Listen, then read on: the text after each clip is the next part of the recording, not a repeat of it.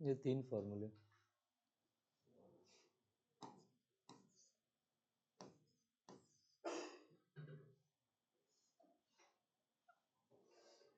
SHO के बाद AC, उसके बाद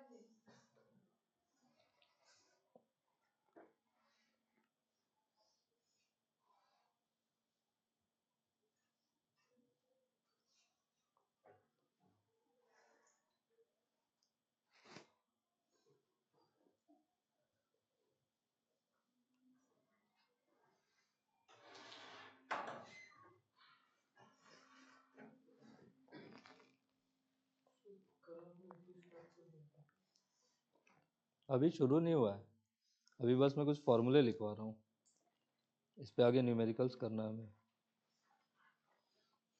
शुरू तो अभी नहीं हुआ है।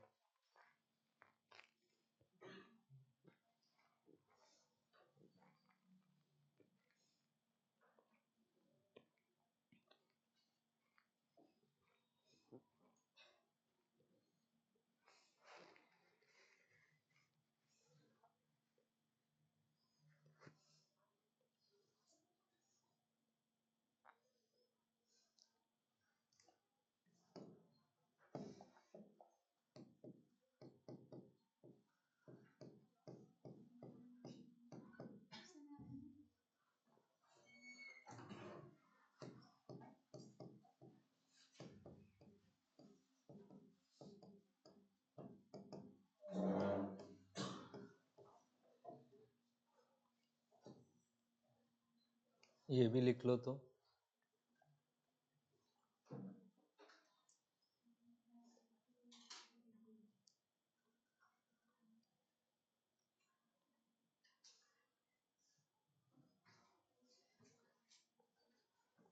आप लोग को प्रिंट आउट दे दूंगा मैं अभी, इसमें थोड़ा सा कुछ कुछ ऐड करना बाकी है बस, बाकी ये फॉर्मूले बस होने चाहिए। अभी इस पे बेस्ड क्वेश्चंस करेंगे हम लोग।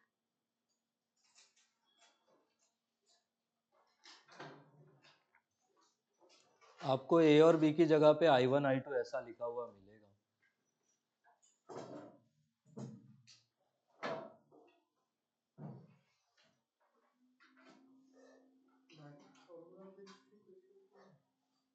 फंक्शन देके बोल देंगे आरएमएस करंट बताओ। तो यही 3 है पॉसिबिलिटीज पूछे जाने के।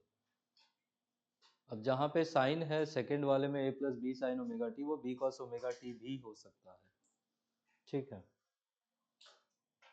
और एक ये हो सकता है कि इसमें हम b sign omega T plus c cos omega T भी कर दे मान लो, तो फॉर्मूला क्या हो जाएगा, A square plus B square by two plus वो जो c कॉस के साथ है उसका भी c स्क्वायर बाई टू हो जाएगा, ठीक है।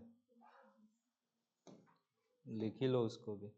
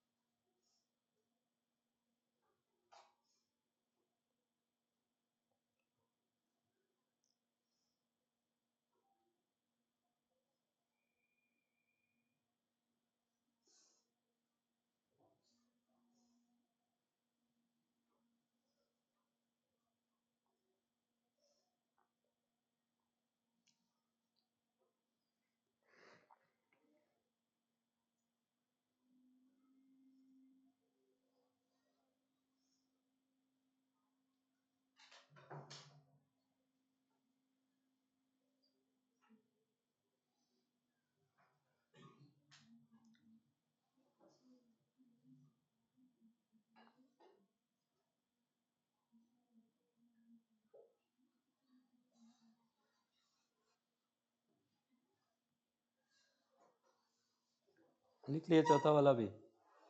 आगे सुनो, कल हमने आपको ये बोला था कि मैग्नेट के पोल्स के बीच में अगर हम किसी कॉइल को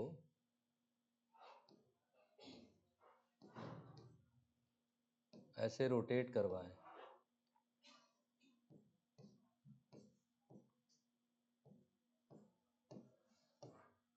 ये नॉर्थ पोल हो, ये साउथ पोल हो, ऐसा अकेला नॉर्थ पोल रहेगा क्या? नहीं, इधर साउथ पोल भी है, उससे हमें मतलब नहीं है। तो यहाँ नॉर्थ पोल है, यहाँ साउथ पोल है, उसके बीच में अगर हम करंट कैरिंग कॉइल को घुमाएंगे तो इसके अंदर जो ईएमएफ इंड्यूस होता है, कहानी बस यही है कि since flux through the coil changes, क्या इंड्यूस हो जाता है कॉइल में?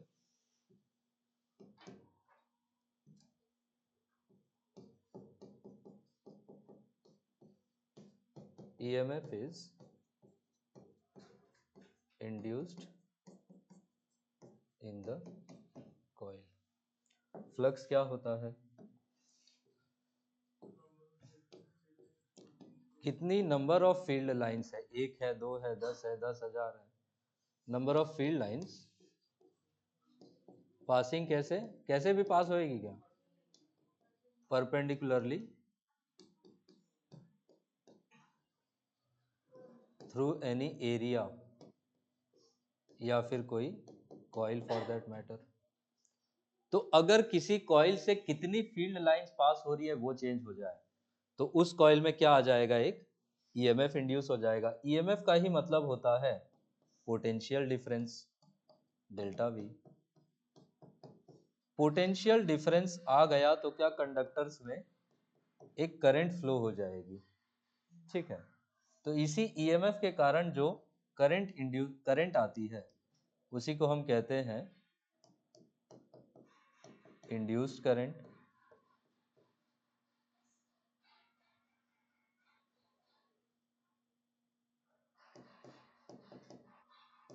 और ये इंड्यूस्ड करंट निकालने के लिए हम ये इंड्यूस्ड ईएमएफ को रेजिस्टेंस से डिवाइड कर देंगे। ओम्स लॉ क्या कहता है? अच्छा ये मुझे बताओ, ओम्स लॉ में V is equal to I R लिखते हैं।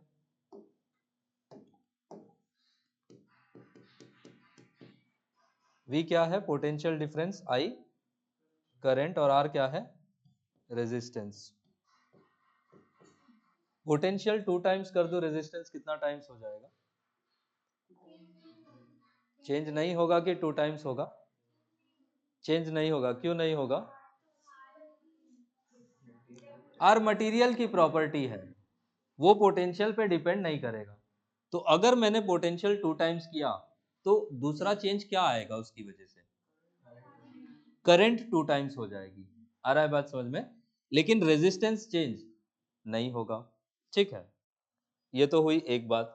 तो अब ये जो ईएमएफ आता है इस वाले कॉइल में वो कुछ इस तरीके का आता है, E is equal to E naught sine omega T. और इसी से हम करंट निकालना चाहेंगे तो हम E बाई आर करेंगे और E की जगह पे हम क्या लिखेंगे? E naught sine omega T और सब कुछ को डिवाइड कर देंगे R से। अब ये E नॉट और R को हम साथ में रख दें और साइन ओमेगा टी को हम अलग कर दें तो इसी चीज को हम लोग कहते हैं आई नॉट। और साथ में पीछे क्या आ जाएगा? Sign omega T. और ये किसका वैल्यू है? आई का। आपका पूरा ये चैप्टर करंट और इसी ईएमएफ से डील करेगा। इतनी बात समझ पा रहे हो? तो अब ये जो I is equal to I naught sine omega T है, क्या ये करंट टाइम के साथ चेंज हो रहा है? Current is a function of time. T का वैल्यू अलग अलग रखेंगे, क्या आई नॉट का वैल्यू अलग आएगा? इसका ग्राफ कैसा हो जाएगा? कौन सा कर्व फॉलो करेगा? साइनोसॉइडल हो जाएगा। ये जो मैक्सिमम वैल्यू है इसी को हम क्या बोलेंगे? आई नॉट। और यहाँ पे हमारा होगा टाइम के साथ का वेरिएशन। इसमें कभी भी टाइम के साथ चीजें चेंज होंगी। ये वाला जो लेफ्ट का आई है इसको हम क्या बोलते हैं? Instantaneous current. आप t का वैल्यू रखोगे, i का जो वैल्यू आएगा उसको बोलेंगे उस इंस्टेंट का करंट। सपोज t को 2 रखा तो हम बोलेंगे this is instantaneous current at t is equal to 2 seconds. ये जो I नॉट है इसका क्या नाम होता है? इसको हम कहते हैं पीक करंट। दो करंट्स और डिफाइंड होंगे, एक होगा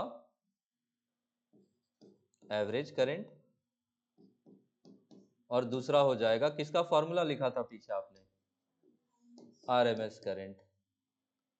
एवरेज करंट में आपको याद रखना है कोई भी चीज टाइम पे डिपेंड करेगी।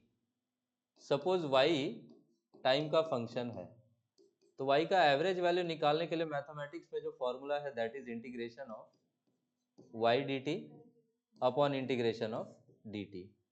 जितनी देर में एवरेज निकालना है आप वहां से वहां के टाइम इंटरवल के लिए इंटीग्रेट करेंगे। यहाँ पे t का वैल्यू 0 है और यहाँ पे क्या, इसी को हम बोलेंगे एक ऑसिलेशन या एक साइकिल कंप्लीट हो गया।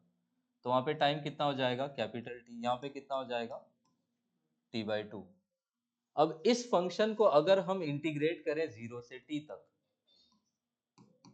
तो हम फुल साइकिल के लिए इंटीग्रेट कर रहे हैं, ठीक है। इंटीग्रेशन क्या area under the curve represent करता था, यही पढ़ाया था मैंने बेसिक मैथ्स में। ऊपर में इस एरिया को कैसा लिया जाएगा? पॉजिटिव, इसी को पॉजिटिव साइकिल भी बोलते थे।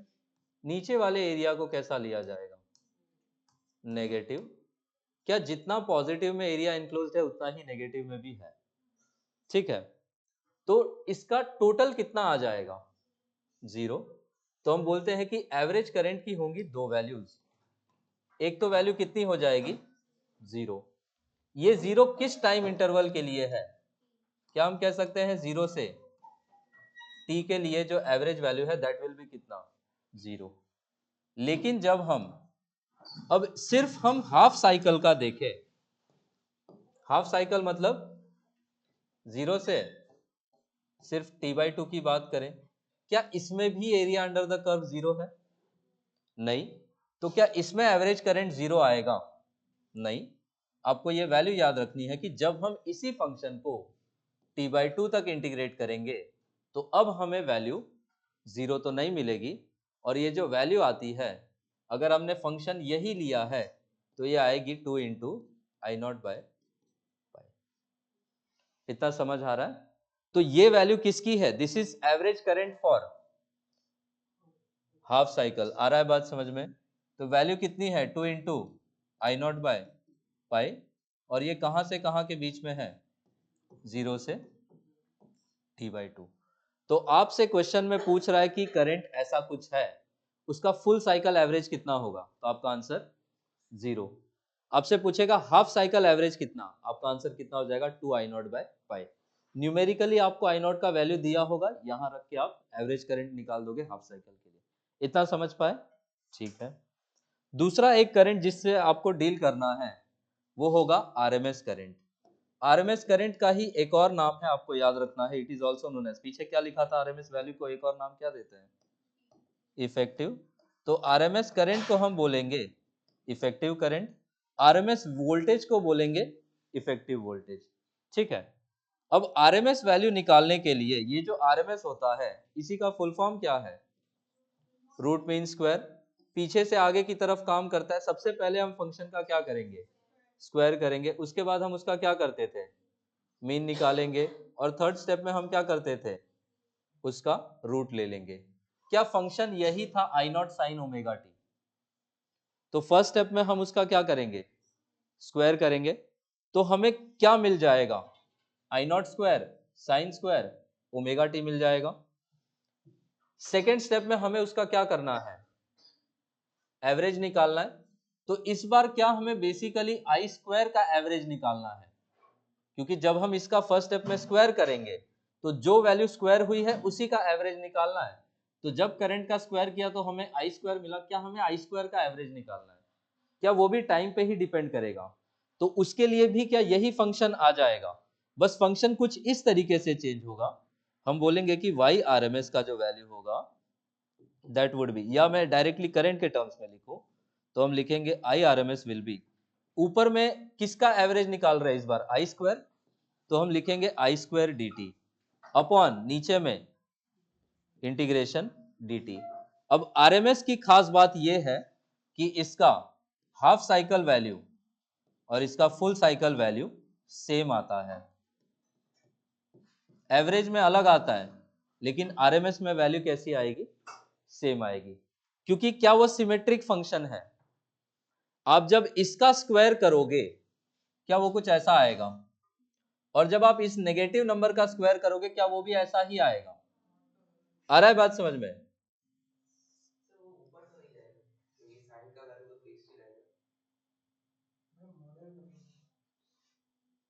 स्क्वायर करोगे तो नहीं जाएगा, रहेगा 0 से 1 पर नेगेटिव तो नहीं आएगा ना, तो इसलिए कह रहा हूं कि वो ग्राफ तो फिर ऊपर ही रहेगा ना वैल्यूज पॉजिटिव आने के लिए। अरे उसके ऊपर नहीं, अच्छा अच्छा ये कह रहे हो।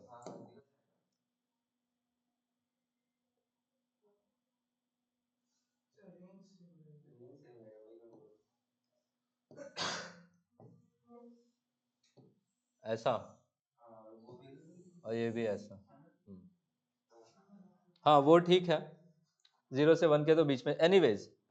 तो हम यहां पे चाहे हम 0 से t में इंटीग्रेट करें इसको, चाहे 0 से t/2 में करें, हमें वैल्यू कैसा मिलेगा, सेम मिलेगा। ठीक है, और ये जो वैल्यू मिलेगी जो सेम होगी उसको आपको याद रखना है, दैट वुड बी I0/√2। तो हाफ साइकिल या फुल साइकिल के लिए आरएमएस वैल्यू कितनी आ जाएगी, I0/√2। क्या आपने एक तीसरे नंबर पे फॉर्मूला ऐसा ही लिखा था, if I is equal to A0 sin omega T, तो उसमें I RMS का वैल्यू आपने कितना लिखा था, A/√2। आ रहा है बात समझ में? मतलब ये तो सिर्फ साइनसॉइडल ग्राफ है, इसका तो वैल्यू मतलब 0 से 1 0 से 1 रहेगा मतलब आई नॉट का वैल्यू सिर्फ 0 से 1 रहेगा, ऐसा तो कुछ नहीं है। नहीं नहीं, I0 का नहीं रहेगा। अरे वो I0 मैंने शुरू में बताया था साइन के लिए,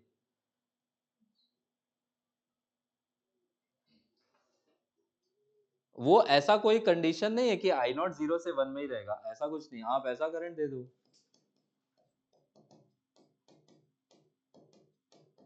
ऐसा दे दो, किसने रोका है? अरे समझ में, तो आपने एम्पलीट्यूड तो 1 से बड़ा रख दिया ना। ठीक है, सिर्फ साइन के लिए वो ऐसा जाएगा तो वो होगा। ठीक है, एनीवेज आपको यहाँ पे नहीं फंसना है। तो हमने अभी तक आपको यही सिखाया कि average value, average current full cycle के लिए कितना देती है वैल्यू, 0, चाहे साइन का फंक्शन हो चाहे कॉस का फंक्शन हो, क्योंकि कॉस में भी क्या सिमेट्रिकली एरिया एनक्लोज्ड होता है, तो साइन और कॉस दोनों का ही इंटीग्रेशन 0 से t में कितना आ जाएगा, 0। लेकिन हाफ साइकिल में कॉस का तो अलग आएगा, ये हम किसकी बात कर रहे हैं, बस कोसाइन मिलेगा तो आप इंटीग्रेट कर लीजिएगा, ज्यादा बेटर है। ठीक है, और उसमें भी कॉस का तो मुझे लगता है हाफ साइकिल में 0 ही आ जाएगा, क्योंकि अगर हम ग्राफ देखें,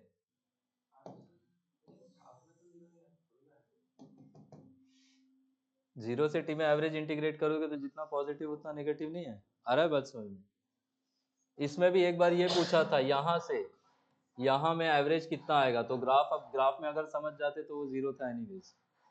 तो एवरेज फुल साइकिल के लिए 0, हाफ साइकिल के लिए 2I0/पाई, और आरएमएस वैल्यू पूछेगा तो हाफ साइकिल फुल साइकिल कुछ ऐसा बोलते नहीं, बस बोलते आरएमएस निकालो।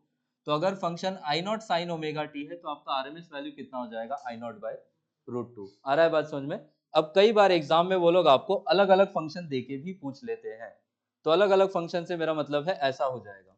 अब आप इसको ऐसे समझे कि इस ए की जगह पे आपके पास करंट फंक्शन होगा, तो ए की जगह पे और बी की जगह पे आपके पास करंट की ही कुछ ना कुछ वैल्यूज होंगी, और अगर वहां पे हम करंट की वैल्यूज रख दे तो हमारा फॉर्मूला कुछ थोड़ा सा चेंज होगा।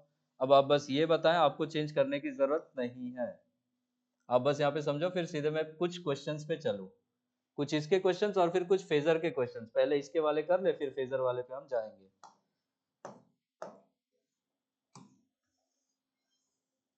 आप फॉर्मूला रेडी रखें, वहां से देख के कंपेयर करके मुझे बता दे, मैं बस फंक्शन चेंज करके लिख रहा हूँ। अगर ये I इज इक्वल टू हुआ I1 sin omega T plus I2 cos omega T, अब आपका आरएमएस का फॉर्मूला क्या हो जाएगा इस फंक्शन के लिए, I1 square plus I2 square by 2। ठीक है, अगर आपका करंट कुछ ऐसा हो गया I not plus I1 sign omega T, अब आपका फॉर्मूला क्या हो जाएगा? I not square plus I1 square by 2। Suppose आपका फंक्शन ऐसा हो जाए I not plus I1 plus I2 cos omega T, अब I नॉट का स्क्वायर प्लस I1 का स्क्वायर प्लस I2 का स्क्वायर, क्या दोनों बाई 2 थे, आप द होल बाई 2 भी कर ही सकते हो, डिनोमिनेटर सेम है। और अगर आपको फाइनली करंट ऐसा मिल गया I is equal to I naught sine omega T, I naught by root 2। इतना बात समझ पाए? तो वो आई नॉट ही कौन सा वैल्यू है इस वाले में? पीक। ये आई कौन सा है? इंस्टेंटेनियस। और आरएमएस ये रहा। आरएमएस को ही एक और नाम क्या देते हैं? तो वो इफेक्टिव वोल्टेज बोलेंगे तो आप आरएमएस वोल्टेज निकालोगे, वो बोलेंगे इफेक्टिव करंट, आप आरएमएस करंट निकालोगे। इतना बात समझ आ रहा है? सिंपल सा मेरा क्वेश्चन है, जो आप डीसी सर्किट्स में पढ़ते थे कि एमीटर क्या करता है, क्या मेजर करता है? करंट, लार्ज करंट, स्मॉल अच्छा, फिर गैल्वानोमीटर क्या करता है?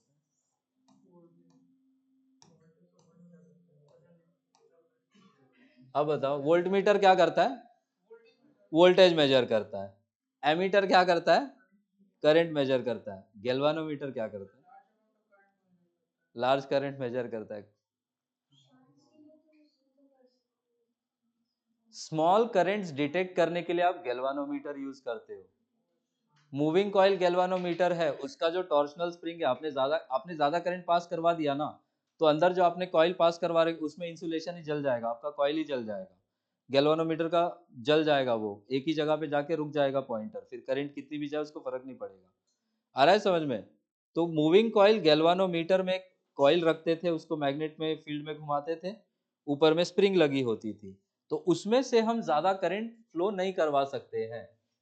तो galvanometer is used to measure कैसी currents? Small currents. Large currents के लिए इसी को जुगाड़ करके क्या बना देते हैं हम? एमीटर। तो एमीटर कैसी करंट मेजर करेगा? Large currents. और वोल्ट मीटर तो क्या मेजर करेगा? पोटेंशियल का डिफरेंस। ठीक है, आप आवश्यकता अनुसार छोटा वोल्ट मीटर भी बना सकते हैं, 0 से 5 वोल्ट का, आप 0 से 100 वोल्ट का भी बना सकते हैं। आ रहा है बात समझ में? बट गैल्वानोमीटर में ही जुगाड़ करके हम क्या बनाएंगे?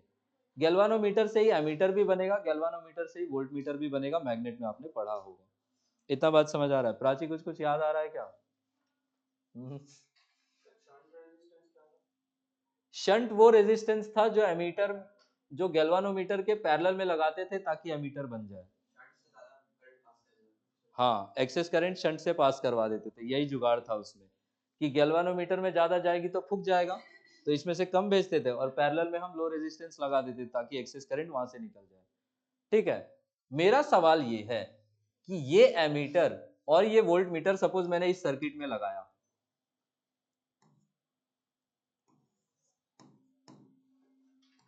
वोल्ट मीटर सीरीज में लगता है या पैरेलल में? एमीटर कैसे लगता है? सीरीज में। ये बताओ।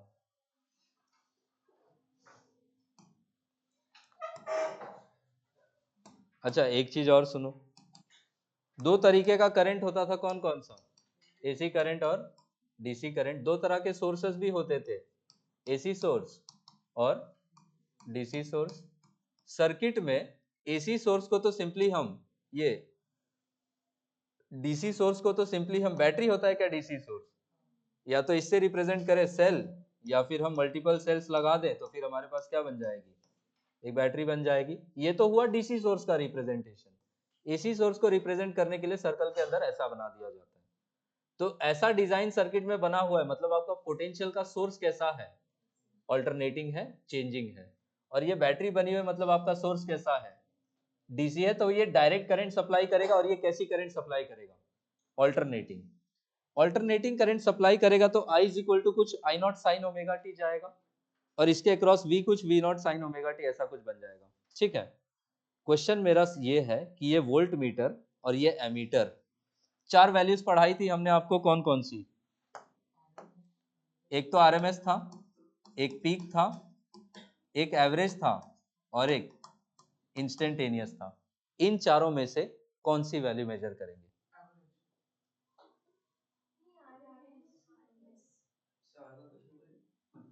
क्वेश्चन सिंपल है कि उस सर्किट में वो वोल्ट मीटर और वो एमीटर इंस्टेंटेनियस करंट मेजर करेगा, एवरेज करंट मेजर करेगा, पीक करंट मेजर करेगा या आरएमएस करंट मेजर करेगा, ये क्वेश्चन है।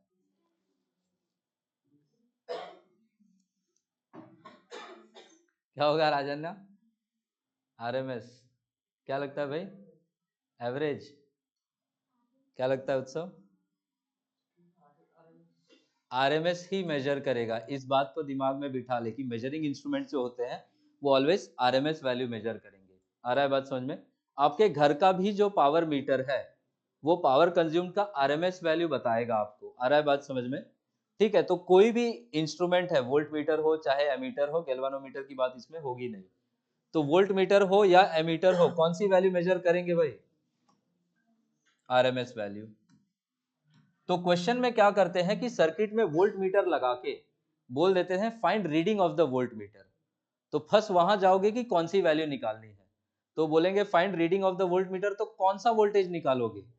आरएमएस। वो बोलेंगे find reading of the ammeter, तो कौन सी करंट निकालोगे? आरएमएस। आया बात समझ में? ठीक है, अब लिखें कुछ सवाल।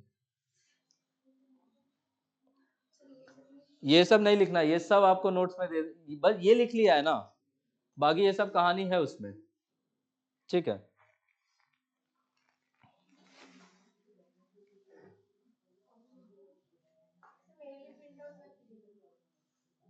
आपको दे भी नहीं रहा था मैं, वही तो बोला आपने नहीं चाहिए।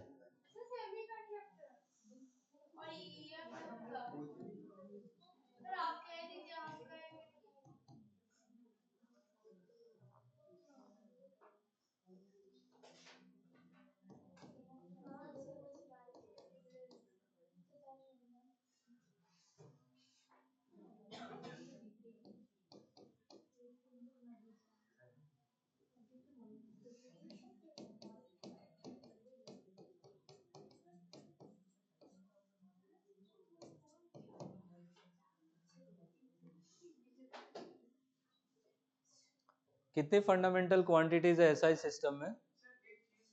अरे पहले मैं जो पूछ रहा हूँ उसका आंसर दो। कौन कौन सी?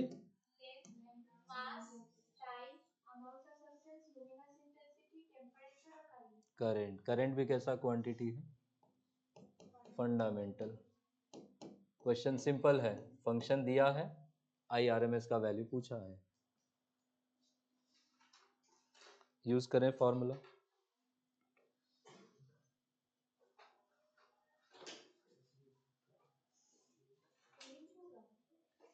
8।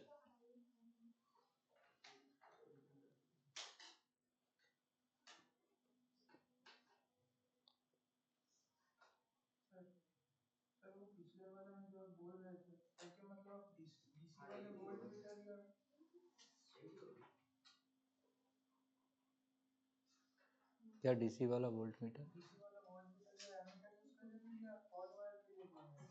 नहीं, हॉट वायर वाला तो एसी वैल्यूज मेजर करेगा वो।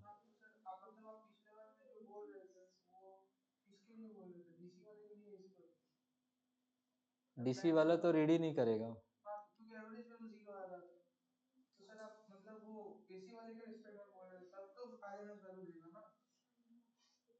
इसका आंसर दो, इसका 8। क्या फॉर्मूला यूज होगा? रूट अंडर में तो 6 का स्क्वायर प्लस रूट 56 का स्क्वायर करेंगे तो कितना मिलेगा? 56/2। तो 36 और 28 कितना होता है? रूट 64। आंसर आपका 8 एम्पियर्स।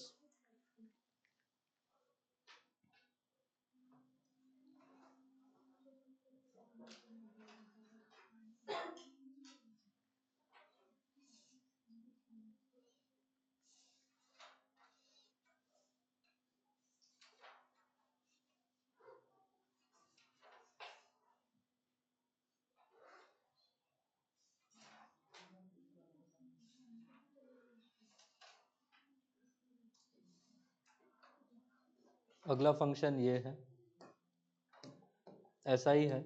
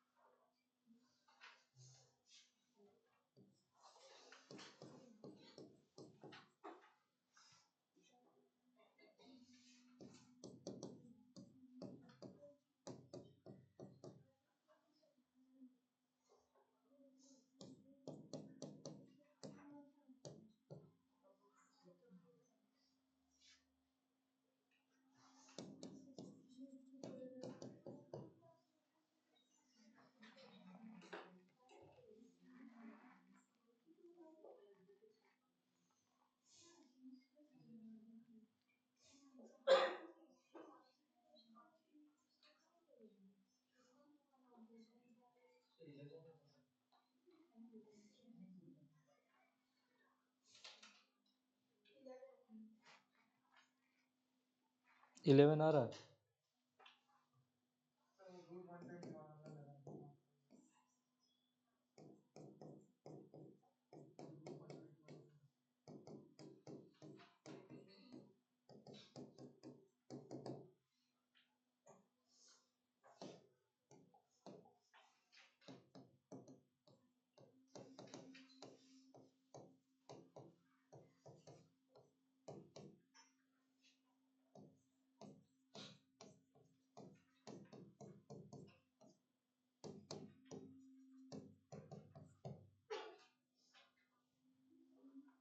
ये अगला क्वेश्चन है।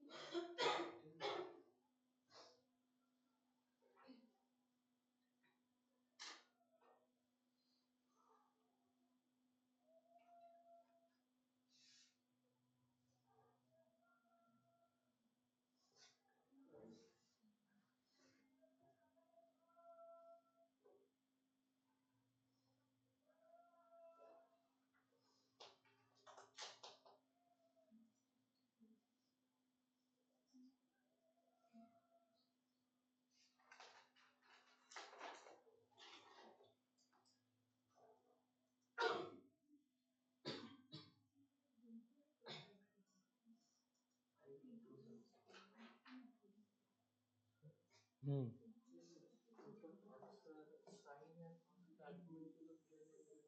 नहीं, डिफरेंट भी लोगे तब भी आंसर यही आएगा, क्योंकि हम इसको वेक्टर अलजेब्रा से सॉल्व करते हैं।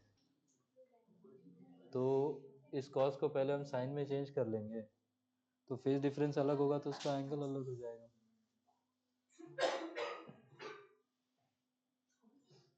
सॉल्व उसको वेक्टोरियली करोगे। अगर कुछ और दे दिया तो आप फिर उसको वेक्टर्स बना के सॉल्व करेंगे, वो ज़्यादा बेटर है फेजर से। अभी आ रहे हैं फेजर वाले क्वेश्चन पे। कितना आ गया ये √50 क्या?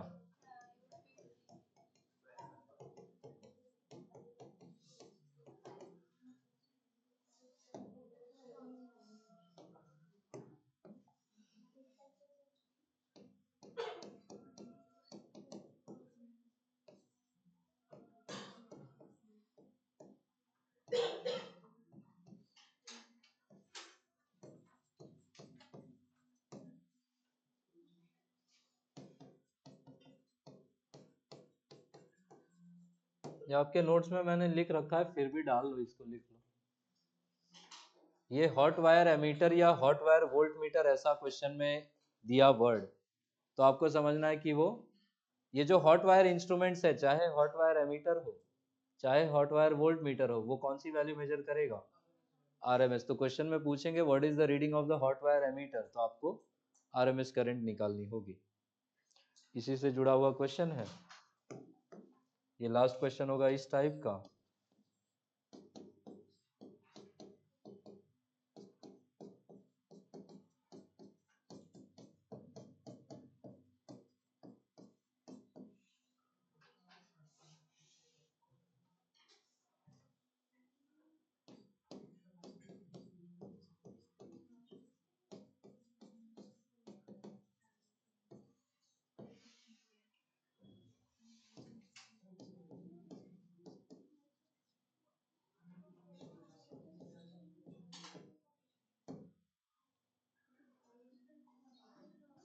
इसका आंसर दो।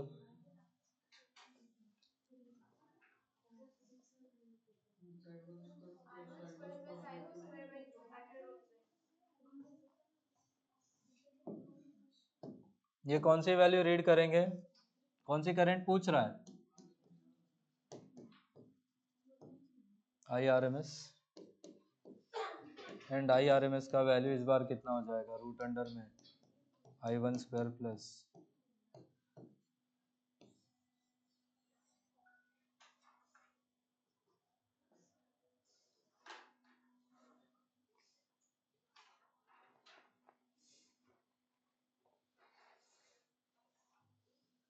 क्या हमने SHM में ऐसा क्वेश्चन किया था कि मीन पोजीशन से A/2 या A/3 ऐसा कुछ भी जाने में कितना टाइम लगता है? यहाँ पे भी करंट में पूछेंगे अभी, तो हम फेजर बना के उसको सॉल्व करेंगे।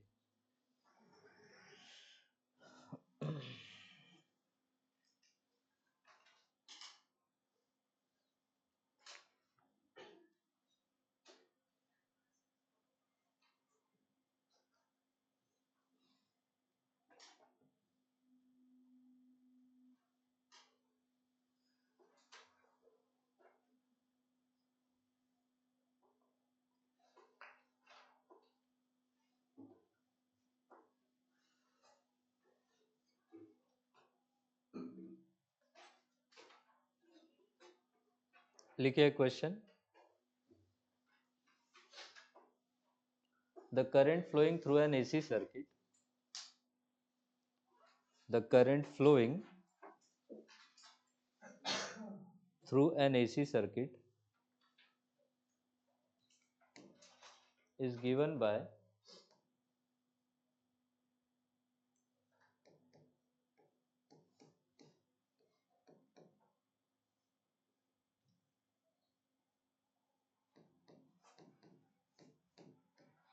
the current flowing through an AC circuit is given by, ये फंक्शन लिखिए, एम्पियर्स लगा देना लास्ट में। How long will the current take, how long will the current take to reach the peak value starting from 0? How long will the current take to reach the peak value starting from 0?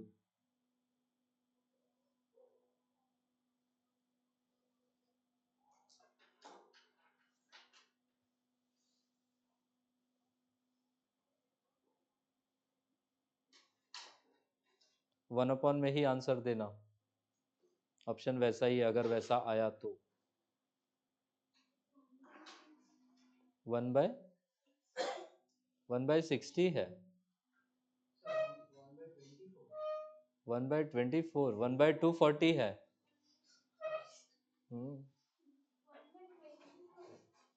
1/20 तो option भी नहीं है,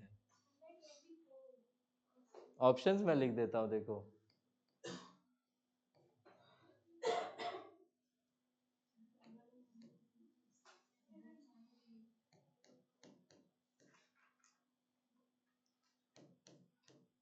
These are the options. 0 से peak जाने में कितना time लगेगा? अब मे भी क्वेश्चन में फिर कुछ गड़बड़ हो अगर नहीं आ रहा है सबका तो।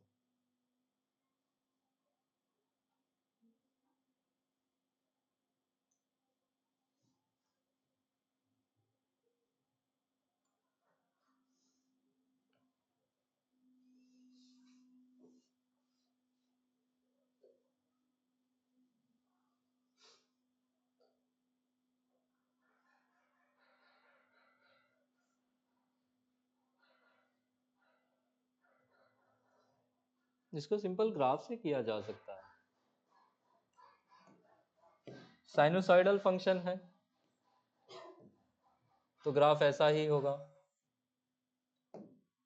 यहाँ पे t इज इक्वल टू 0 है तो यहाँ पे t इज इक्वल टू कितना हो जाएगा, कैपिटल T।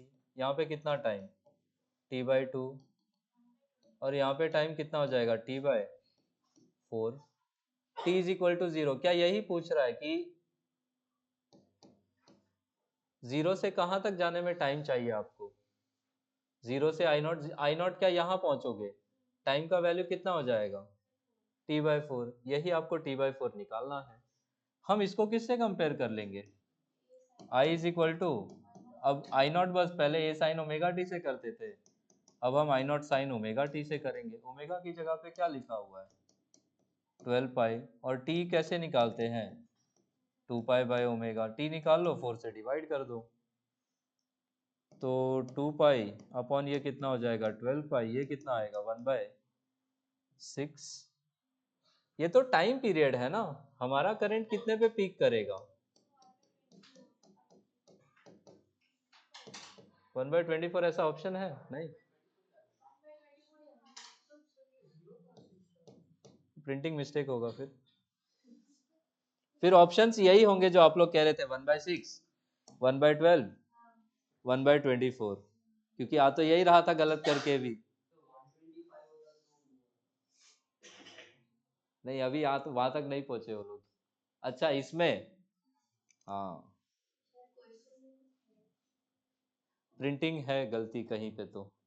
अब या तो क्वेश्चन में एक जीरो गायब है या नीचे एक जीरो एक्स्ट्रा है, रियल वाला भगवान जाने।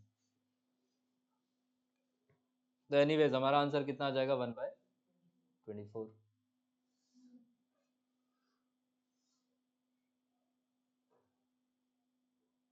अब इसको फेजर से भी कर सकते थे। जीरो से पीक जाना है मतलब कितना डिग्री घूमना होता? जैसे एसएचएम में करते थे। अब करंट एसएचएम करेगा और कुछ नहीं। तो आपको स्टार्ट कहाँ से करना है? जीरो से। और जाना कहाँ तक था? पीक। पीक जाना है मतलब सर्कल में कहाँ आना है? इस पॉइंट पे। और जब जीरो है तो आप एसएचएम में इस पॉइंट पे हो। इसी को हम कहते थे जीरो, इसी को हम बोलेंगे आई नॉट, इसी को हम बोलेंगे माइनस आई नॉट। कितना एंगल घूम गए हम? 90 डिग्री। यहाँ से भी वहीं पहुंचते कि 360 डिग्री घूमने के लिए कितना टाइम चाहिए होता? Capital T. 90 डिग्री घूमने में हमें कितना लगेगा? t/360 into 90 which gives again what? t/4। अब t निकाल के 4 से आप डिवाइड कर दे, तो फेजर से आप सॉल्व कर दे तो ऐसा जाता लॉजिक। ठीक है, इसका आंसर, रुको मैं सॉल्यूशन देख लूं तो।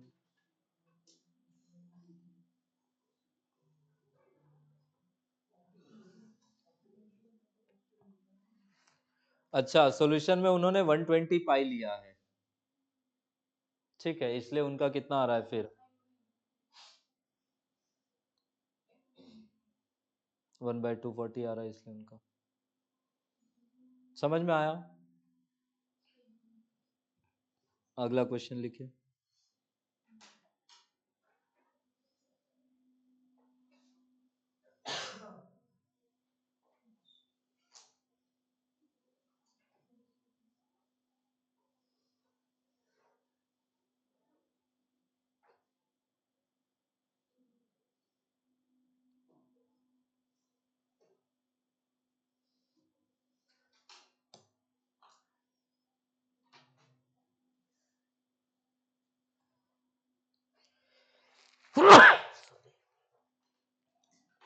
चलें आगे, लिखिए। A resistance of 40 ohms, a resistance of 40 ohms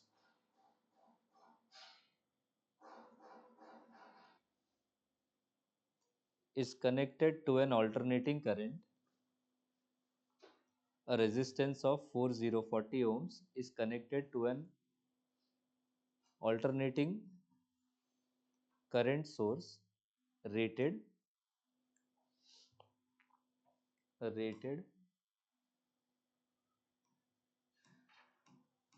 to 20 volt, 50 hertz.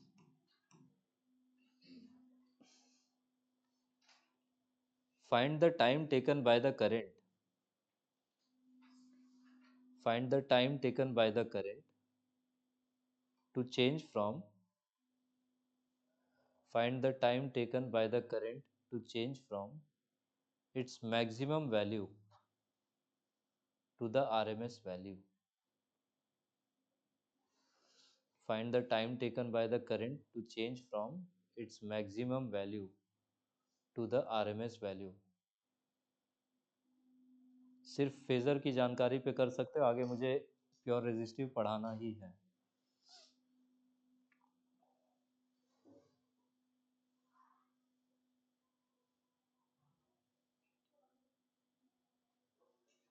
Find the time taken by the current to change from its maximum value to the RMS value. Phasor से try करें इसको.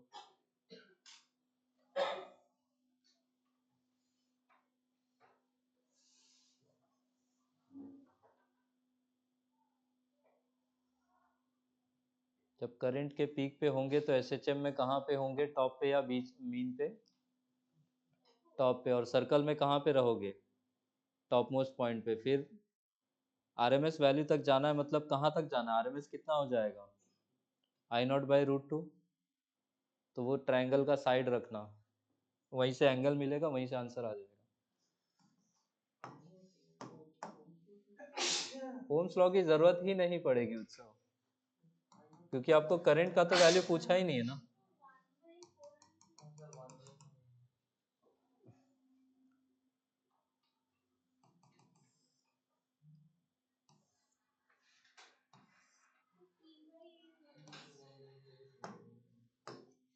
देखो हमें कहाँ से जाना है, पीक से कहाँ तक आना है?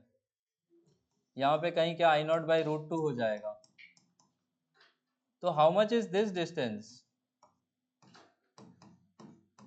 I0/√2.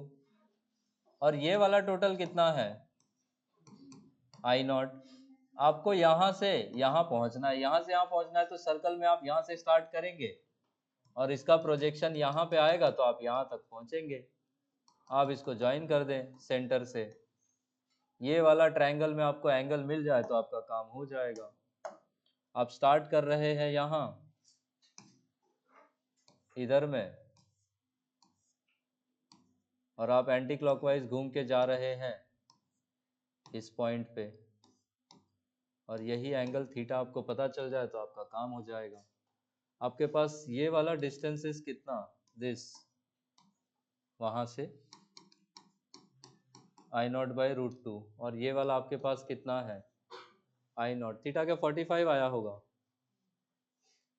अब इसमें साइन थीटा लिख लें इस छोटे वाले ट्रायंगल में. सेम एसएचएम जैसा ही है.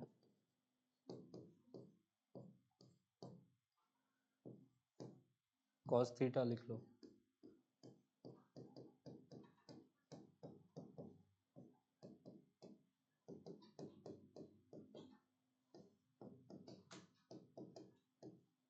थीटा 45 डिग्री है. अब आ जाओ यूनिटरी मेथड पे कि 360 डिग्री में हमें टाइम लगता था कैपिटल टी, हमें घूमना है 45 डिग्री, तो 45 डिग्री में टाइम कितना लग जाएगा? T/360 into 45.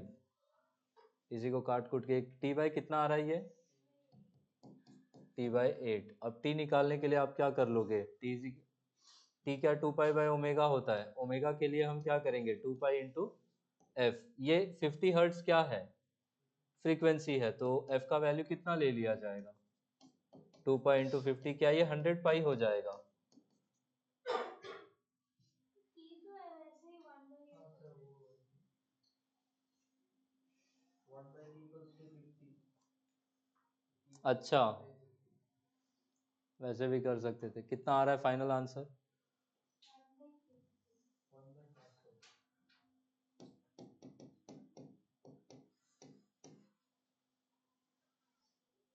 ये उन्होंने मिली सेकेंड में पूछा. आई थिंक इसका रेसिप्रोकल जरा करो तो. ऑप्शंस ये है.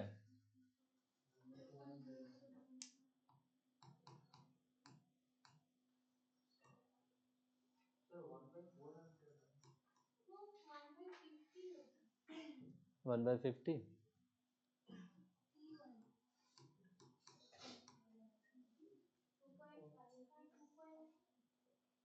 2.5 2.5 मिली सेकेंड आ रहा है.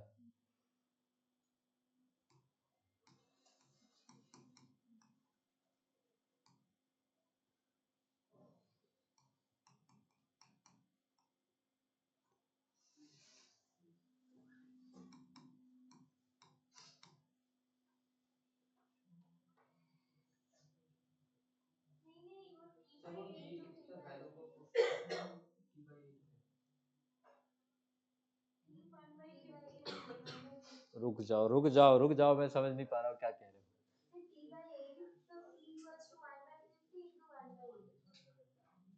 टी का वैल्यू कितना आया? अच्छा, इंटू 1/8 भी करना है? बस इतना ही? हमें t/8 निकालना है, ये कहना चाह रहे हो? तो ये कितना हो जाएगा 1/400, और फिर ये कितना आ जाएगा 2.5 मिली सेकेंड्स। ठीक है, आया समझ में कैसे करोगे? यही क्वेश्चन एक बार और रिपीट हुआ है।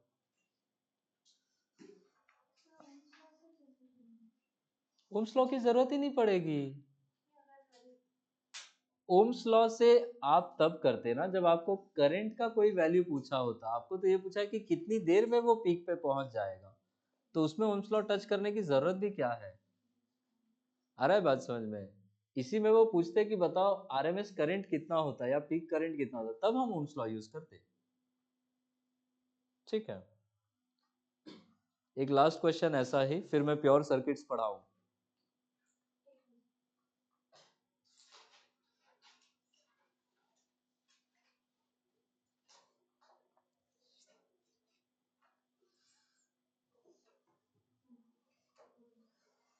अच्छा, इस क्वेश्चन में एक चीज और समझ लो, वो जो शुरू में करंट रेटेड दिया था ना, सोर्स रेटेड 220 वोल्ट, वो आरएमएस वैल्यू है। तो उस 220 से एक एरो निकाल के लिख लेना, it is the RMS value. Question में कुछ नहीं बोलेगा, डायरेक्ट वैल्यू दे दिया तो वो आरएमएस ही लिया जाएगा। तो वो 220 वोल्ट से एक एरो खींच के लिख लेना, it was VRMS. RMS current मिलता आपको।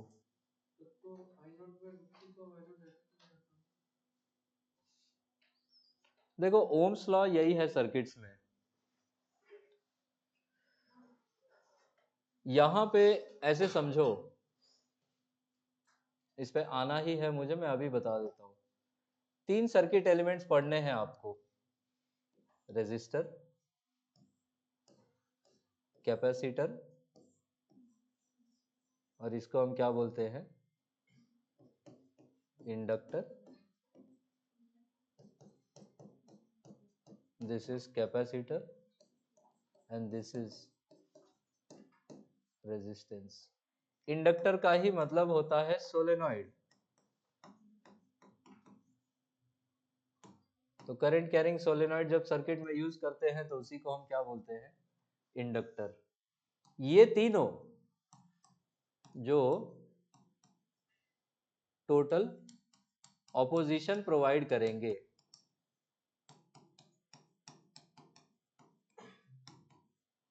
एसी करंट को क्या प्रोवाइड करेंगे, ऑपोजिशन। ऑपोजिशन का ही मतलब क्या होता है, रेजिस्टेंस। तो मिल के ये तीनों जो ऑपोजिशन प्रोवाइड करेंगे, किसको, एसी करंट को, इसी ऑपोजिशन का नाम हम देते हैं इंपीडेंस। क्या नाम देते हैं, इंपीडेंस। इसको हम डिनोट करेंगे Z से। ठीक है, ये सुनो, इंडिपेंडेंस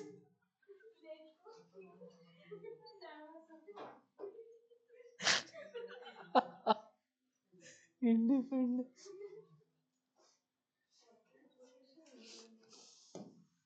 देखो ऐसे सुनो, ऐसे अकेला कैपेसिटर जो ऑपोजिशन प्रोवाइड करेगा, अकेला, इसको हम नाम देंगे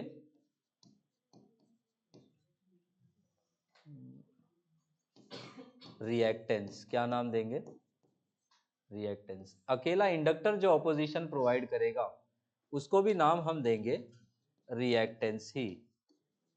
ये दोनों मिलके तो पूछते नहीं है, ये दोनों मिलके भी जो ऑपोजिशन देंगे उसको भी हम क्या नाम देंगे, रिएक्टेंस ही। अब फर्क समझो किधर है, अकेले कैपेसिटर ने जो ऑपोजिशन प्रोवाइड किया उसको हम बोलेंगे कैपेसिटर का रिएक्टेंस या कैपेसिटिव रिएक्टेंस। आ रहा है बात समझ में? सिर्फ कैपेसिटर एसी करंट को जो ऑपोजिशन देगा उसको क्या नाम देंगे हम? Capacitive reactance. कैपेसिटर का रेजिस्टेंस है वो एक तरह से, ठीक है, बस टेक्निकल नाम है।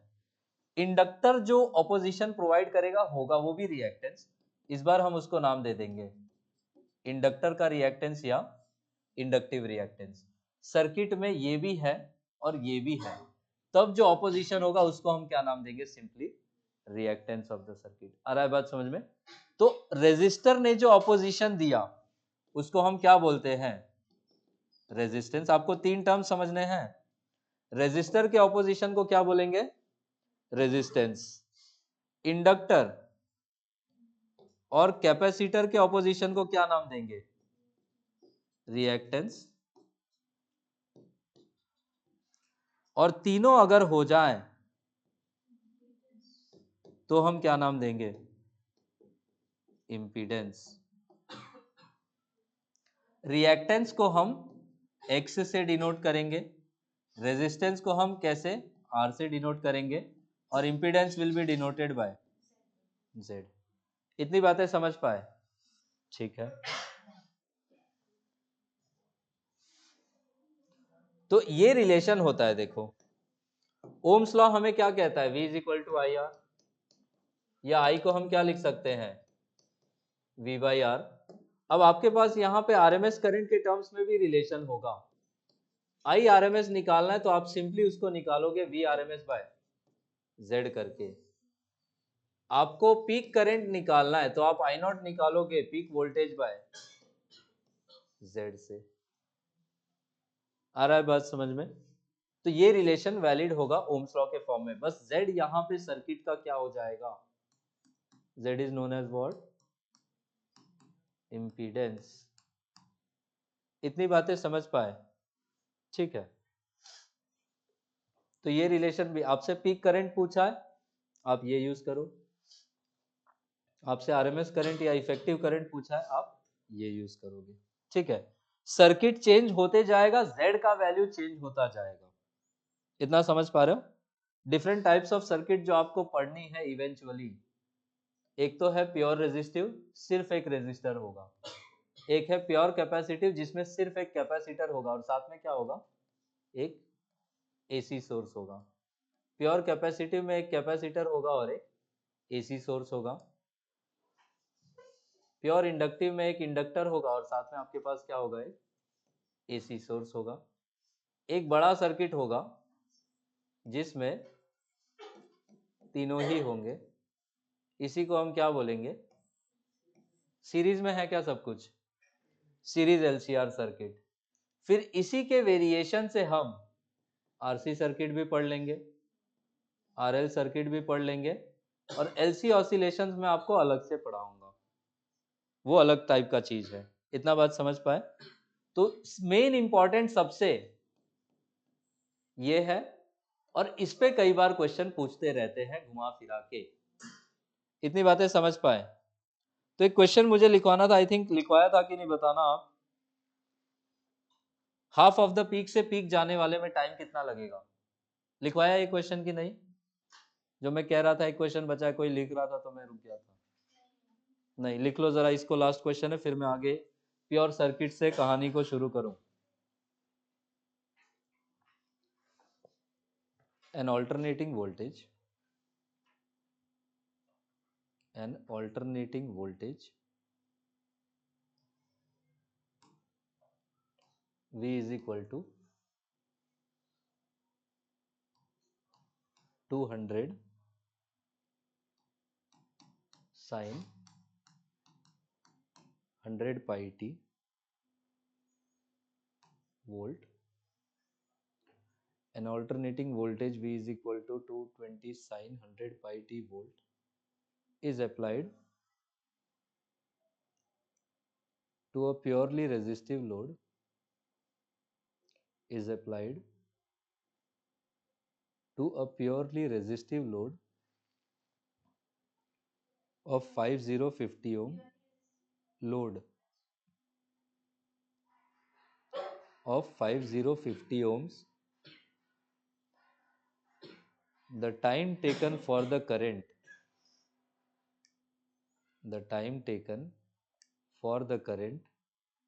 to rise from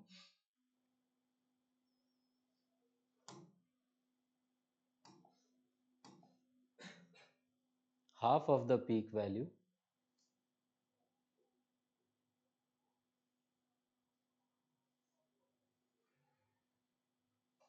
the time taken by the current to rise from half of the peak value to the peak value is.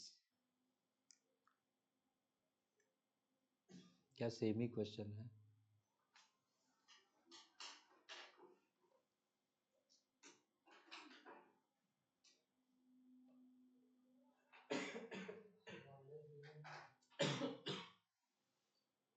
One by 300 मतलब 3.3 मिली सेकेंड आएगा.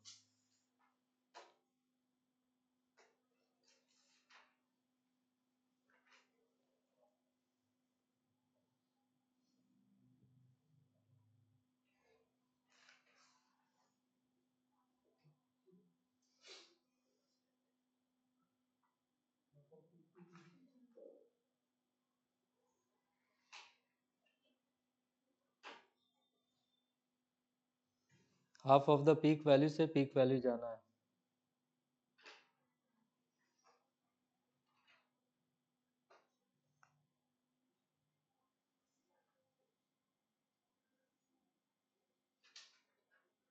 एसएचएम में क्या कितना रिजल्ट आया था ए नॉट से ए जाने में? टी बाई कितना था? T by 12.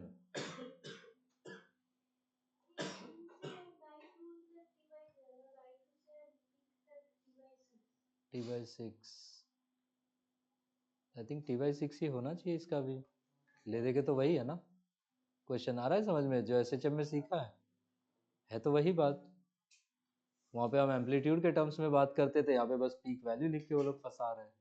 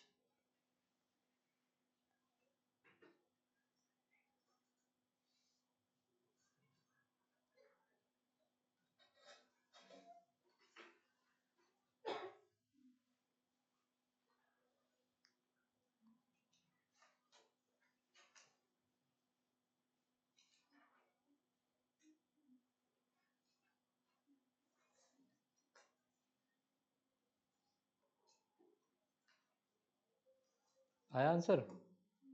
कितना आ गया? 1/300 या कितना मिली सेकेंड? 3.3 मिली सेकेंड्स. ठीक है, आगे सुनो.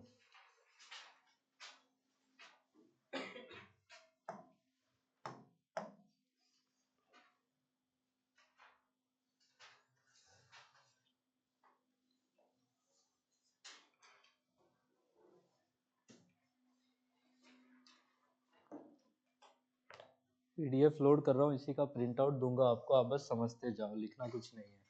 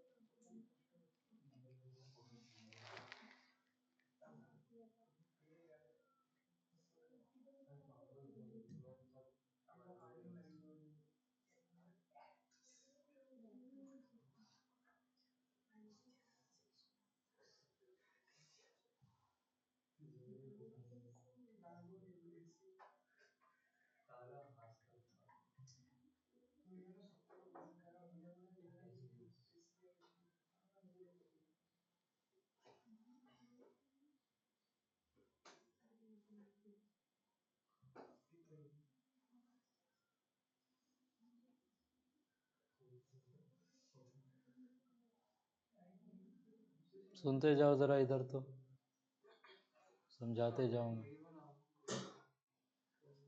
बहुत चेंज नहीं है, स्टार्टिंग का कहानी तो सेम ही है। Most of the generation across the world किस फॉर्म में करते हैं, एसी या डीसी? एसी के ही फॉर्म में करते हैं। क्यों एसी के फॉर्म में करते हैं?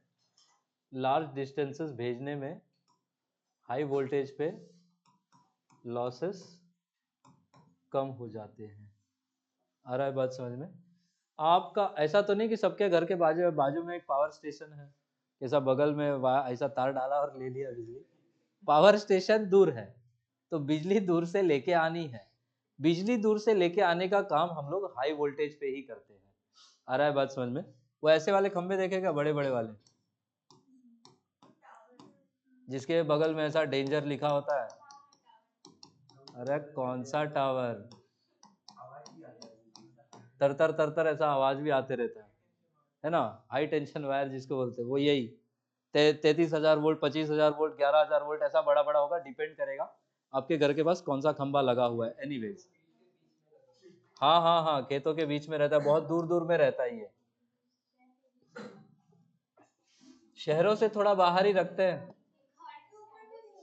हाँ, घर के ऊपर नहीं दे रहा है, कपड़ा उड़ जाएगा, चिपक जाएगा उसमें घर के ऊपर।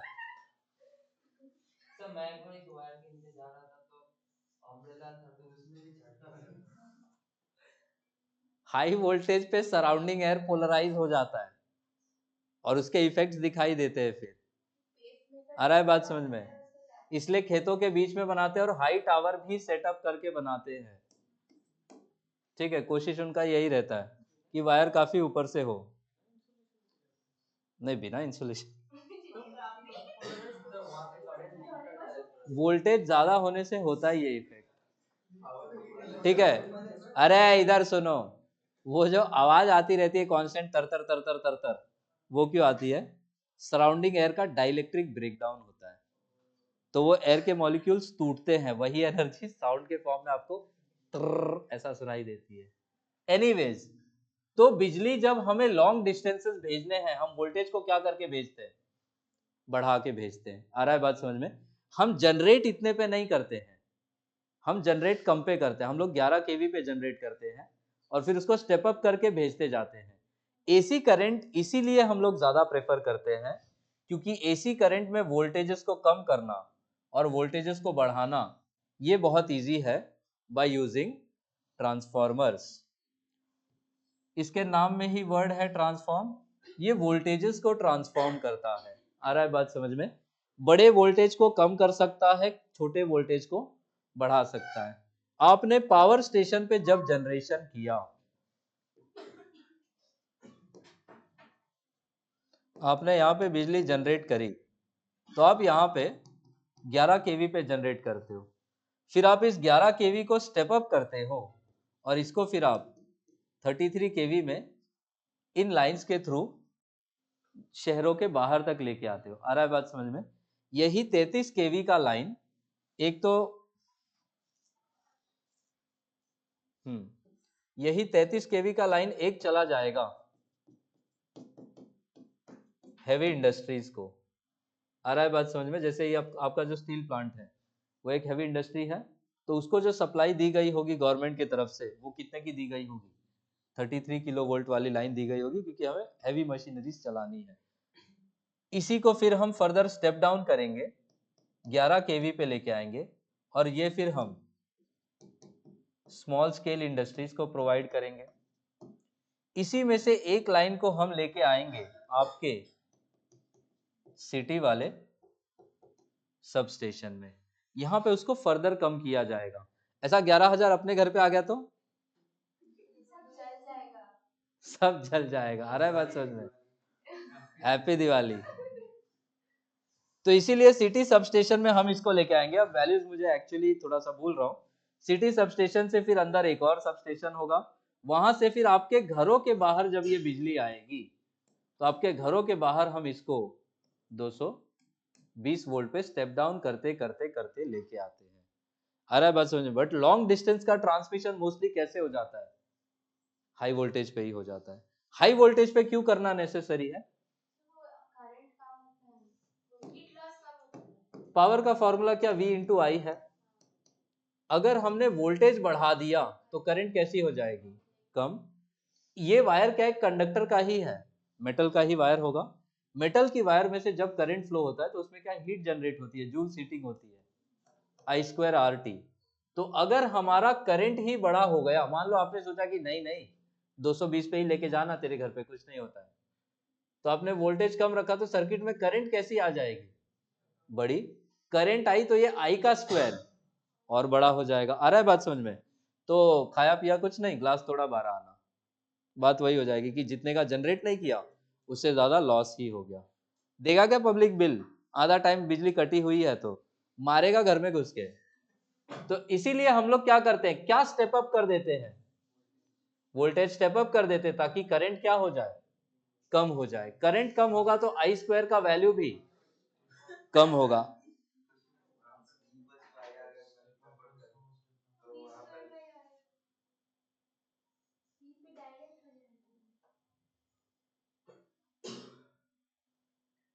है। वो रेजिस्टर के लिए होता है, तो वो वी स्क्वायर बाय आर कह रहे हो।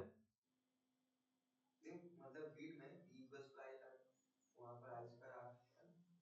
हाँ V square by R T भी तो है फॉर्मूला।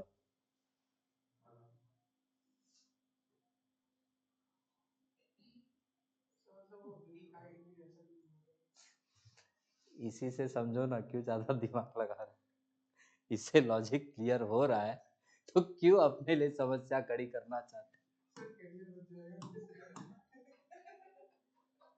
आपके करियर के बचने का या डूबने का इस एक फॉर्मूले से कोई लेना देना नहीं। एनीवेज मैं ये कह रहा था कि हम लोग, आप ऐसे ही लॉजिक प्लीज बनाएं, v बड़ा होगा तो i छोटा होगा और आई स्क्वायर का वैल्यू कैसा हो जाएगा, छोटा। और ये छोटा तो हीट जनरेटेड भी कैसी हो जाएगी, कम। दूसरा, ये वाली जो वायर्स होती हैं इसको हम लोग काफी थिक रखते हैं। कैसा रखते हैं, थिक। थिक रखने से क्या फायदा होगा, देखा भी होगा कि बहुत मोटा होता है, नीचे से भी काफी दिखता है वो, ठीक है। तो मोटा रखने का लॉजिक ये है कि रेजिस्टेंस का फॉर्मूला बचपन में क्या पढ़ते हैं, रो एल बाय ए। अगर वायर थिक होगा तो इसका क्रॉस सेक्शन का एरिया कैसा होगा, ज्यादा। और क्रॉस सेक्शन का एरिया ज्यादा हुआ तो रेजिस्टेंस कैसा हो जाएगा, कम। इसलिए हम हीटिंग को और कम कर सकते हैं। इतना बात समझ पाए। ये है यूज कि लॉन्ग डिस्टेंस ट्रांसमिशन हमेशा HVAC के फॉर्म में ही क्यों होता है। HVAC मतलब हाई वोल्टेज अल्टरनेटिंग करंट। इतना समझ पाए। वो वायर एक ही वायर ज्यादा मोटा होता है या नहीं नहीं, हम मल्टीपल वायर्स यूज करते हैं। एक सिंगल वायर यूज करोगे ना, तो ये आपके कोर्स में है नहीं, बट सुन लो, अब पूछ लिया है तो। एक सिंगल वायर से जब आप ऑल्टरनेटिंग करंट पास करवाते हो तो वायर इफेक्टिवली सिर्फ इतने ही रीजन से पास करती है, यहां कंडक्टर का ये वाला पार्ट यूज नहीं होता है। इसको हम कहते हैं स्किन इफेक्ट, कि करंट सिर्फ बीच वाले सेक्शन से जा रही है और एजेस से करंट फ्लो नहीं कर रही है। ये करंट का ऑल्टरनेटिंग नेचर, उसका फ्लक्स इंड्यूस, उन सब की वजह से ये सब होता है। ये सब आपको नहीं जानना है, आपको बस ये जानना है कि एसी करंट जब एक मोटे क्रॉस सेक्शनल वायर से पास करवाएंगे तो फिर हम क्या करते हैं, ये उसमें ये इफेक्ट हो जाता है। इसलिए हम लोग मल्टीपल स्ट्रैंड्स यूज करते हैं और उनको ऐसा ट्विस्ट करवा के फिर भेजते हैं। आ रहा है बात समझ में। ये एक चीज है। मुझे यहाँ पे बस यही बोलना था कि बिजली एक जगह से दूसरी जगह कैसे भेजते हैं, हाई वोल्टेज। ऑप्टिकल फाइबर्स में ट्विस्टिंग नहीं करते, बट उसमें भी, उसमें सेंट्रल केबल ऐसा होता है, अरे उसमें ऐसा होता है, ये आपका मेन ऑप्टिक फाइबर है, ये बीच में रहेगा। इसको प्रोटेक्ट करने के लिए आप ऊपर से केबल्स ऐसे दे देते हो, अंदर वाले को बचाने के लिए। TIR होगा इसमें, और इसके ऊपर फिर कवरिंग, क्लैडिंग और फलाना ढिमकाना, वो सब उसको बचाने के लिए रखना है क्योंकि डीप सी में जाना है उसको, ठीक है। तो ये पूरा खेल है। हमारे स्कूल में एक टीचर था, उसका PhD का टॉपिक ये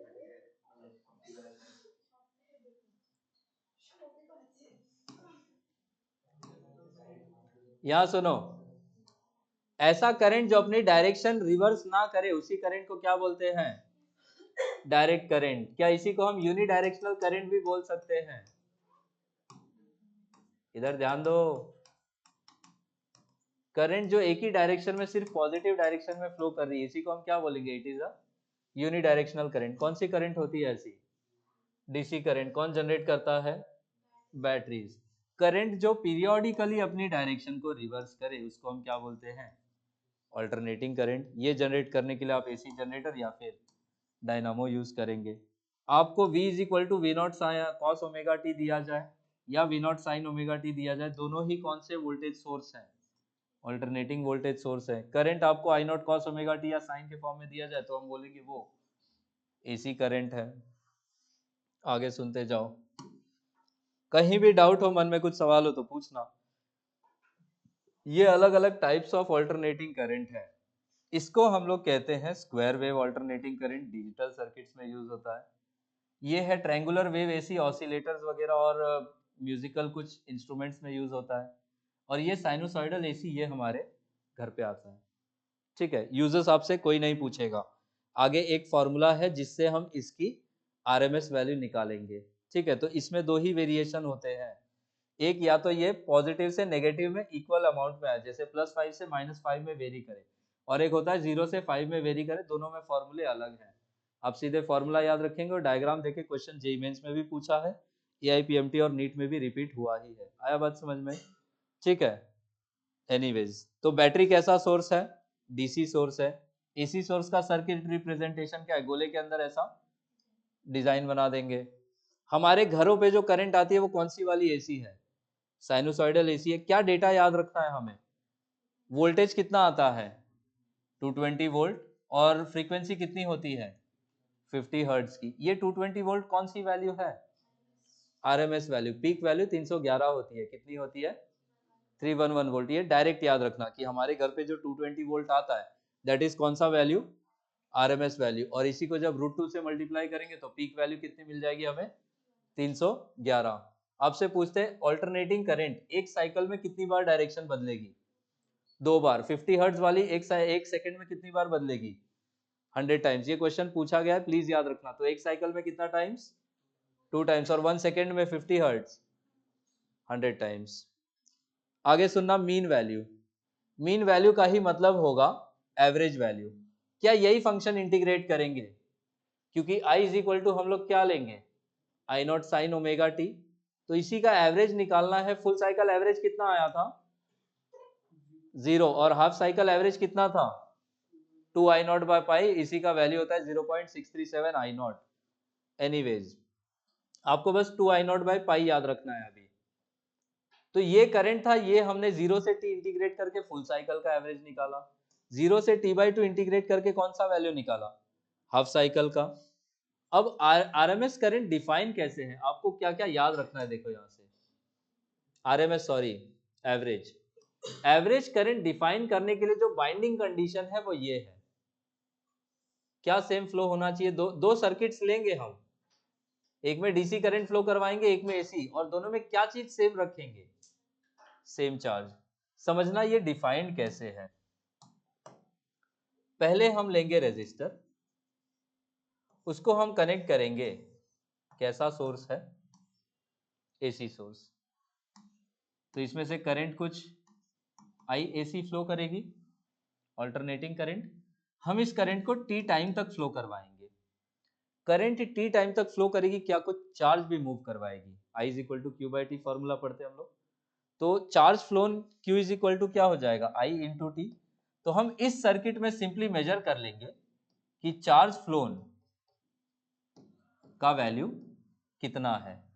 हम इसको मेजर कर लेंगे। ठीक है, यहां से हम ये चार्ज फ्लोन का वैल्यू निकाल लेंगे। कौन सा सर्किट था ये? एसी सर्किट था। अब हम सेम रेजिस्टेंस जो हमने यहां पे लिया था R0 ओम्स का, हम सेम ही रेजिस्टेंस लेंगे, अगेन R0 ओम्स का। इस बार अब हम डीसी सोर्स लगा देंगे। आ रहा है बात समझ में? तो इस बार सर्किट में क्या एक डीसी करंट फ्लो करेगा। करंट को फिर से हम टी टाइम ये टी टाइम तक ही फ्लो करवाएंगे।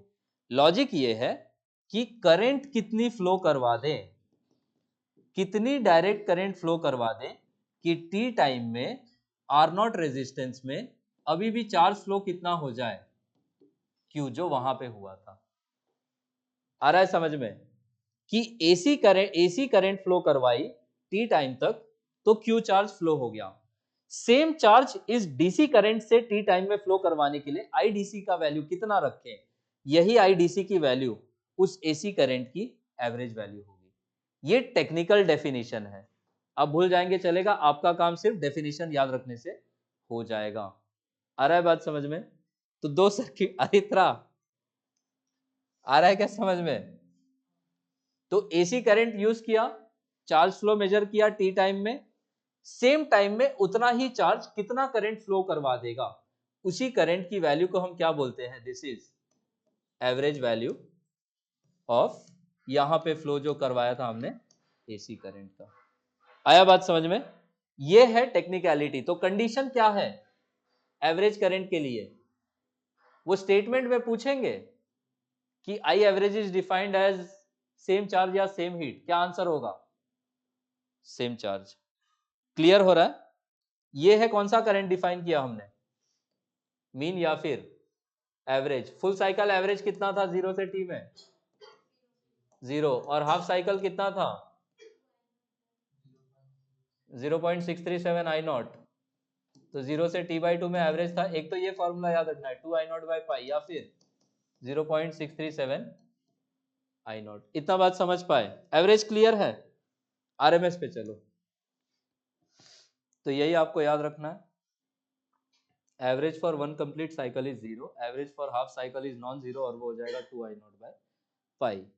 आरएमएस वैल्यू क्या फंक्शन यही लिया था, जो भी फंक्शन था आई उसका हमने स्क्वायर किया था और कहां से कहां इंटीग्रेट किया था, 0 से टी। आरएमएस में क्या यही बात बोली थी कि आप 0 से टी में इंटीग्रेट करें, चाहे आप 0 से t/2 में इंटीग्रेट करें, रिजल्ट कैसा आएगा, सेम आएगा। और वो कितना आता था, peak value upon √2।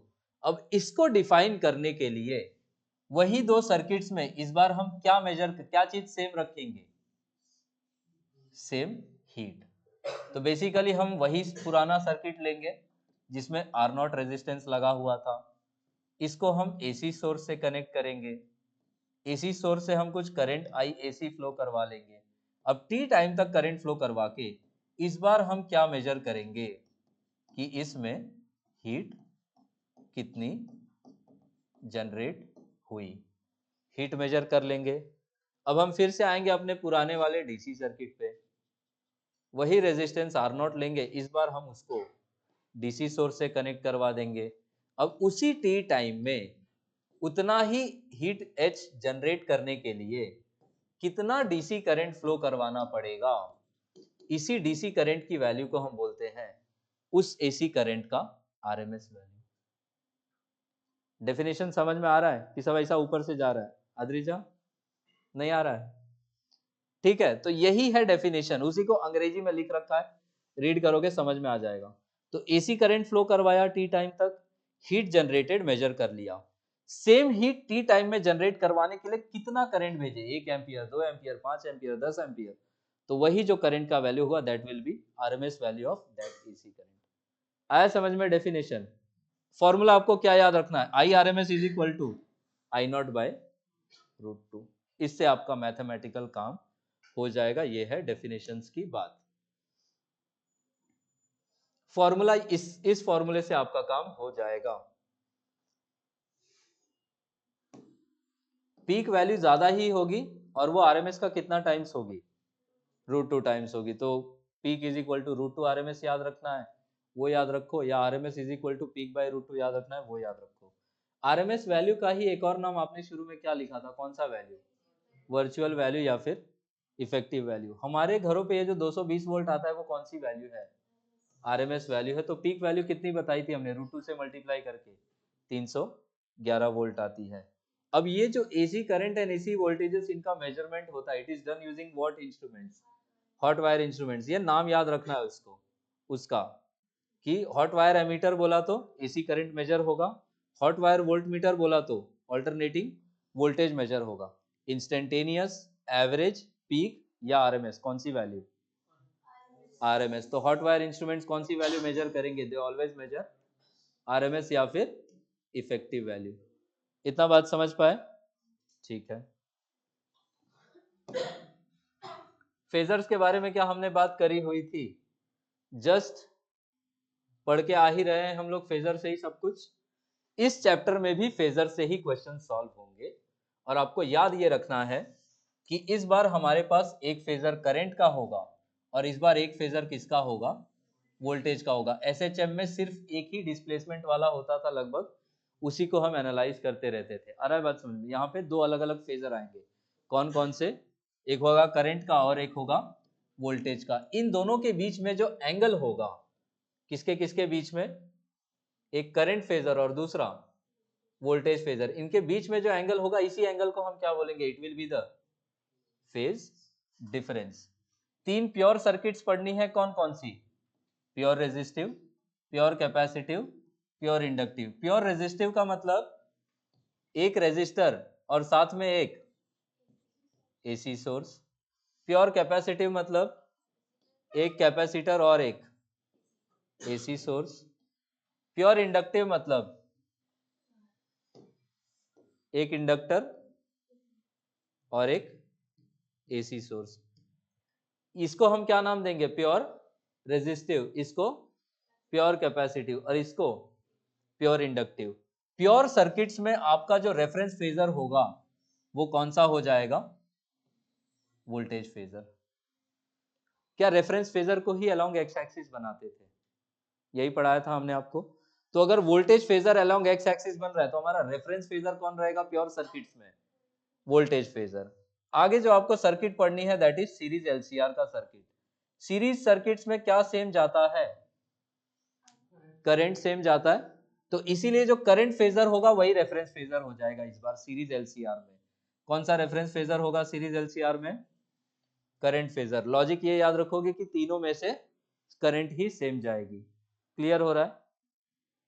Parallel LCR आपके कोर्स में है नहीं। पैरेलल सर्किट्स में क्या चीज सेम होता है? Potential difference. तो पैरेलल सर्किट्स में जो वोल्टेज फेजर होगा that will be taken as the reference phasor और उसी को किसके अलोंग प्लॉट किया जाएगा? X axis. इतनी बातें समझ पाए? और फेजर्स का रोटेशन जस्ट लाइक एसएचएम किस डायरेक्शन में करवाएंगे? एंटी क्लॉकवाइज डायरेक्शन में ही करवाएंगे। अब आते हैं पहली सर्किट जो कि है प्योर रेजिस्टिव वाली। अच्छा, आज तो 12 बजे तक ही पढ़ोगे ना, तो ऐसा मिड पॉइंट 10:30 बजे नहीं बोले आप? सिमेट्री ब्रेक कर दी। चलो ले लो ब्रेक।